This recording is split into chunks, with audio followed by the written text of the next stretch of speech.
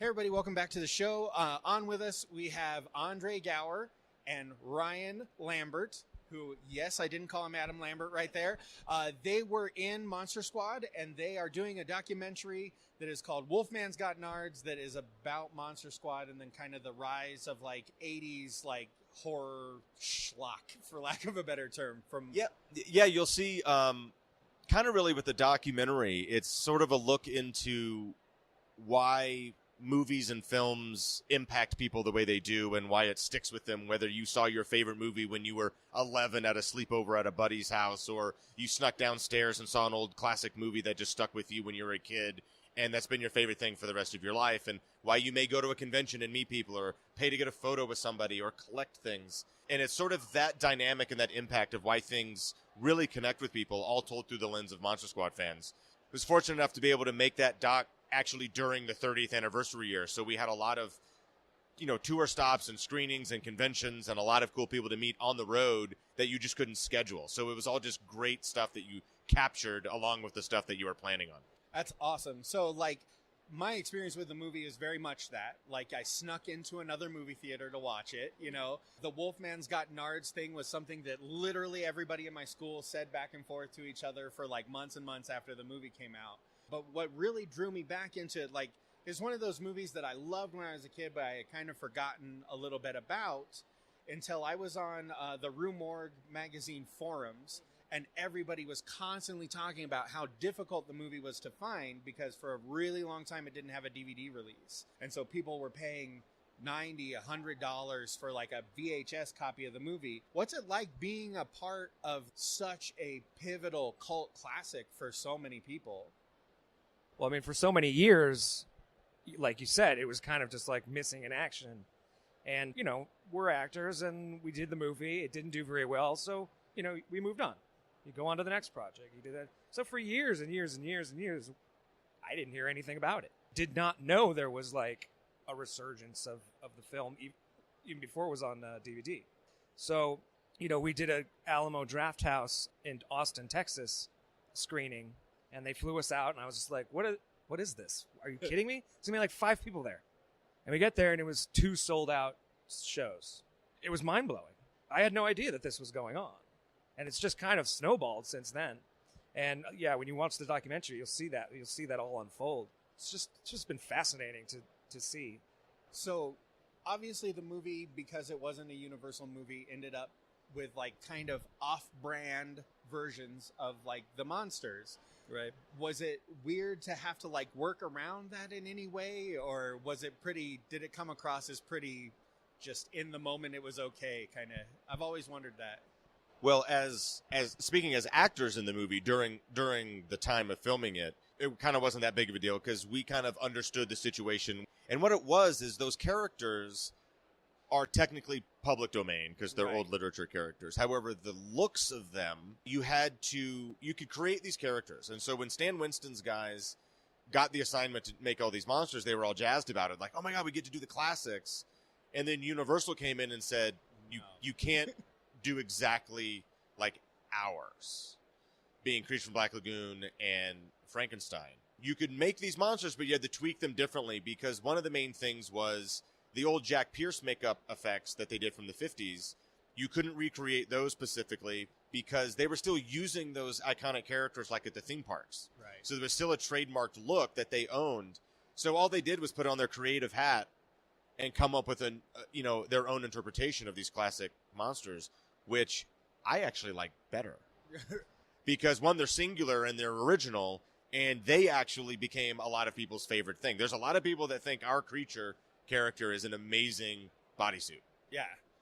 So the thing that I always loved about it was because they were so different, it just seemed more exciting. I was like, oh, he seems more dangerous because I haven't seen 15 black and white versions of that creature. It seemed like an actual monster. It was awesome. And I love that it fits into that kind of Goonies subgenre of kids use their kid knowledge to save a bunch of people.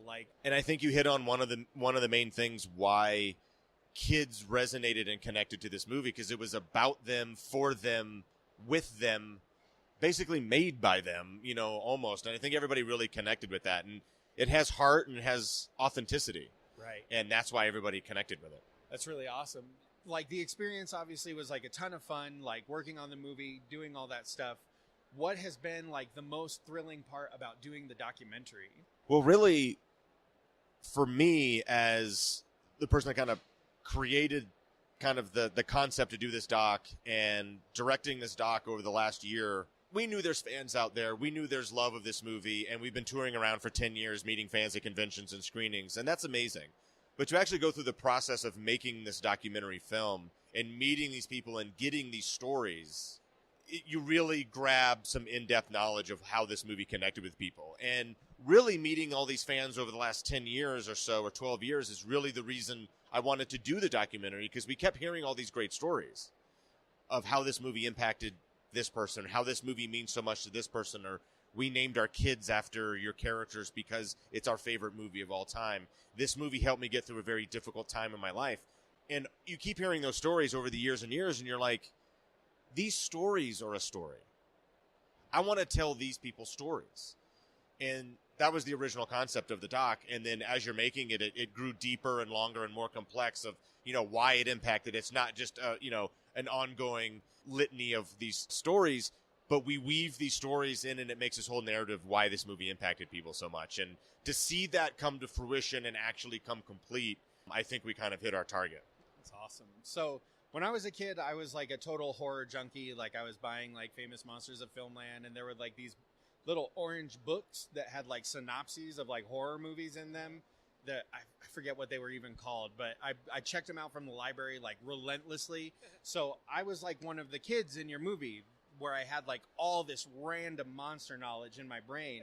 As actors, did you guys know a lot of that stuff already, or was it largely because of what you read in the scripts? I mean, I grew up watching the original classics, so I kind of knew. I didn't study it as much. I was more into like music and things like that.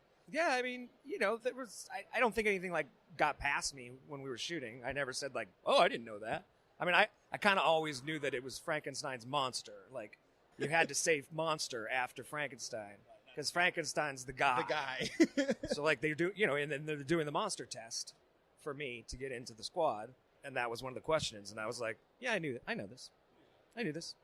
Like Ryan, because Ryan was the oldest on the set of the kids, and then I was next. And you grow up in the business, or you grow up at home with your television, you like to watch those classics. You sort of have a little underground knowledge of this. And then, you grow up in the 70s and the 80s, and you're going to see some slasher movies, and you see the new, you'll see Jason, and you'll see Freddy, and, Michael Myers, and even some great slasher or, horror stuff from the 70s if you're lucky enough on a rerun, or someone's got, an old beta tape or something, like your cool friend's uncle or something. But yeah, to have the breadth of knowledge like the kids did in the movie, or the characters did, or like you did as a kid growing up, you way surpassed me. But, understood, what those meant to people, and the classics is what I brought to it and enjoyed. And then to realize that people really got into this stuff and, read Fangoria, read Famous Monsters of Filmland, meeting people like Forrest Ackerman on our set and stuff like that was just crazy. That is crazy. Yeah. Jealous. Super jealous. Super now, jealous, officially. right? Yeah. Guy's one of my personal heroes. Yeah. I think I'm running out of time, so you're good. Okay. Tell everybody how we can find you guys and find the documentary so that we can all watch it, because now I'm super excited to watch it too. I'm Ryan Lambert 111 on most social. Nice. We also just started a Patreon page, Andre and I. That's patreon.com/Ryan and Andre. Classic content. We have a podcast called Squadcast, and we're kind of we're gonna do it live on our Patreon page. So yeah, you can go there and you can sign up for that. I am Andre Gower Official on Instagram and at Andre Gower on Twitter. And then if you're interested in following the progress of the documentary, Wolfman's Got Nards, it's at the Squad Doc. Nice. One word. So you can follow progress. There's kind of exclusive behind the scenes photos on that. Follow that page. There's also a URL, which is thesquaddoc.com. You can go and all that stuff's getting ready to get relaunched here with fresh new stuff. But social-wise, you can follow, see some old photos while we made it, and follow the progress while we go through the festival circuit of the documentary. And hopefully in the fall or shortly after, it'll be released to you either in Blu-ray form or streaming service or in your local theater. That's awesome. Well, thank you so much for your time. Like, you guys are as awesome as I thought you were when I was a kid. So, Well, thanks for hanging out. Of course. We'll do it again sometime. Perfect. Awesome.